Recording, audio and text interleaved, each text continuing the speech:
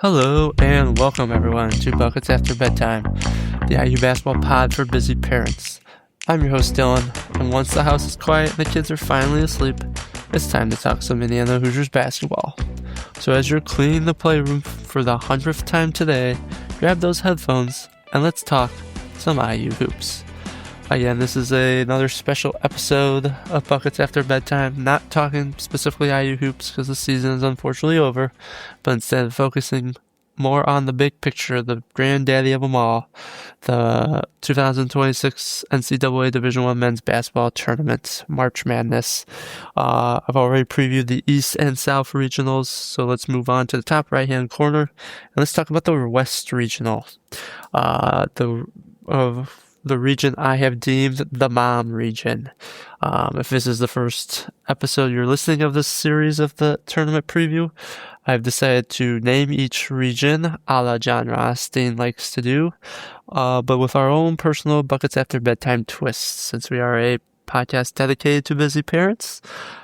Each region has a parenting themed name to it, and this West region is the Mom region. So shout out to all the moms out there, because when you look at this region, the first thing that jumps off the page to me is just all the guards, quality guards in this region. And in the parenting world, I think moms are the guards in terms of their relationship to the basketball team / family. They make the team go. They're the ones who put their teammates in the right position to succeed. They're often holding the mental load. And as Bill Raftery would say, they keep those puppies organized. That was a terrible Raftery impersonation. Bear with me. But, I mean, you look down, though, at the guards in this region. I mean, yeah, Arizona, Bradley, and Burris. Wisconsin's got their two-headed monster with Blackwell and Boyd. Arkansas's got Acuff, which might be one of John Calipari's best freshman guards, which is saying something.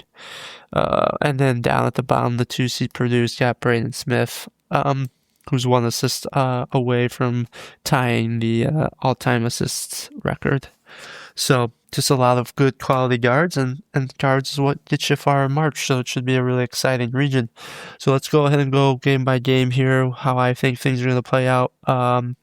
First, 1 through 16, Arizona versus Long Island. Fins up. Cool story, but no, it's going to be Arizona for sure. Next in the 8-9, yeah, Villanova versus Utah State. I'm going to go Utah State here, just for the fact that a lot of people are kind of complaining that they got underseeded, that they should have been higher seed. And then I think Villanova's missing one of their best perimeter shooters. And they've coming from a weak Big East this year, so I think the Mountain West team and Utah State will get through into the next round. The 5-12 is an interesting one. You got Wisconsin versus High Point. Now, this High Point team, if they were in any other 5 matchup on the board, I more than likely probably would have taken them to upset their 5, but this Wisconsin team, I can't do it, simply because of Blackwell and Boyd. There's 2 guards that are playing really well, and Wisconsin can shoot the lights out. The only scenario in which I see Wisconsin losing is they just shoot absolutely awful from beyond the arc. But yeah, I think Boyd and Blackwell are talented enough against a lower talented team in High Point to overcome that if that were the case. So they'll move on into the next round. Arkansas and Hawaii. Sorry, Rainbow Warriors, but your road stops here. Arkansas will win that game. In the 6-11 game, you get BYU, who's going to play the winner of NC State and Texas. Will Wade and Sean Miller, 2 of coaches who I think have the most punchable faces in the game. But I think BYU, despite the injury to Richie Saunders, they have AJ Debonsa, who is going to be probably a top 2 NBA pick, could possibly play his way into a number 1 pick, depending on how this tournament goes. They'll move on into the next round. And then Gonzaga versus Kennesaw State. Give me the Zags. Moving on there. Mark Few just doesn't lose in the first weekend of the tournament. At the very bottom of the bracket, you have the 7-seed Miami, Florida, taking on the 10-seed Missouri. And despite this game being in St. Louis, which is BS, considering last time I checked with geography, Missouri is a lot closer to St. Louis than Miami, Florida. I still think Miami's going to win that one. Shout out to Malik Renew, former IU Hoosier, who's playing pretty well with Miami, Florida right now. And you know what? Miami needs a win. They lost that national championship game in football to Indiana. Might as well have the basketball team get a win here. And then Purdue versus Queens, North Carolina. As funny as it would be, and as much as I hope it happens, Queens isn't beating Purdue. Purdue might put up 150 points on this Queens team. So give me Purdue to move on to play Miami. Back to the top though, 1 seed Arizona versus the 9 seed Utah State. I think Arizona is just too talented, too deep. I think they're the best team going into the tournament here. They move on to the Sweet 16. And then Wisconsin versus Arkansas probably will be one of the better round of 32 games. The guards in this game, ridiculous. But give me the guard who I think is the best player on the floor, and that's Acuff in Arkansas. I mean, the athleticism of Arkansas will be something that Wisconsin struggles with, their length. And John Calipari gets his revenge on the University of Wisconsin Badgers for ending his perfect season attempt at Kentucky those many years ago. So that puts you at an Arizona versus Arkansas Sweet 16 matchup. Moving down to the bottom half of the bracket, 6-seeded BYU versus the 3-seed Gonzaga. This was a tough one because I don't really. Both teams are dealing with major injuries to key players who are, like I alluded to earlier with BYU. Richie Saunders is out for the year. I think he tore his ACL.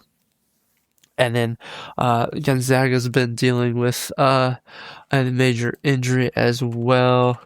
I can't remember. I'm trying to think off the top of my head. What the player Huff.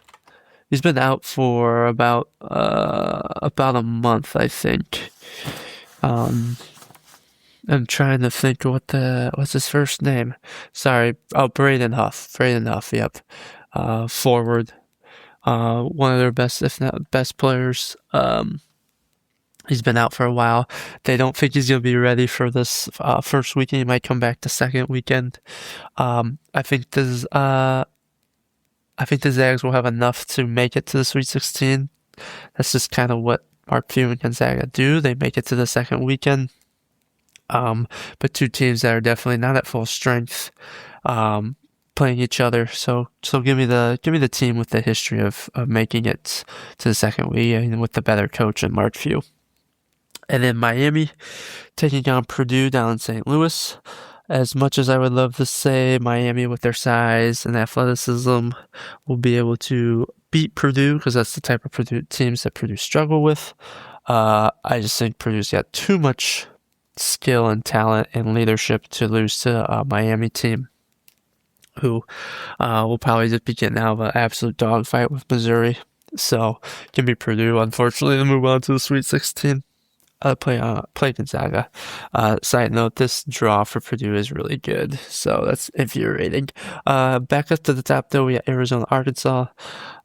Very, very entertaining possible Sweet 16 matchup. A lot of talent on the floor, a lot of NBA guys on the floor. I think Arizona gets it done. I think the magic runs out for Arkansas there. And then Gonzaga, Purdue. I don't think it will be as entertaining. I think this is a better, the type of matchup that Purdue wants, a team that's not full of elite athleticism and is missing one of their better players, or one of their better players will just be coming back and plopping somebody into the lineup when they've been gone for a month plus. It's never a smooth transition, especially in a single elimination tournament. So give me Purdue to move on to the Elite Eight. And then we have another number 1 versus number 2 matchup. I had one in the South Regional. I think it's going to happen in the West Regional. Pretty chalky in the West here. And I'm going to continue with the chalk. I think Arizona, this is where the buck stops for Purdue. Arizona is that typical prototype for a team that Purdue struggles with. They've got athletes all over the floor. They've got size. They've got good guards who can pressure, guards with length that will give Smith and Fletcher Loyer troubles, and the size in the front court to now allow TKR to do what he wants. So give me Arizona moving on to the Final Four. Out of the West region. Again, the region I've deemed the mom region because of all the quality guards in this region. So, like I said, pretty chalky. I've got in the Sweet 16 the 1, the 4, the 2, and the 3. So if that tells you anything, this is probably the region that's going to blow up and have absolute madness. So we shall see.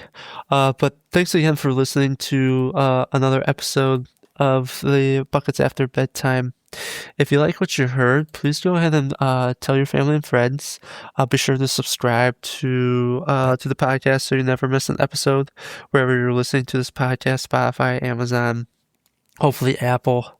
We're also on YouTube, so you'll watch our videos on YouTube. But until next time, hug your kids, get some sleep, and as always, go Hoosiers.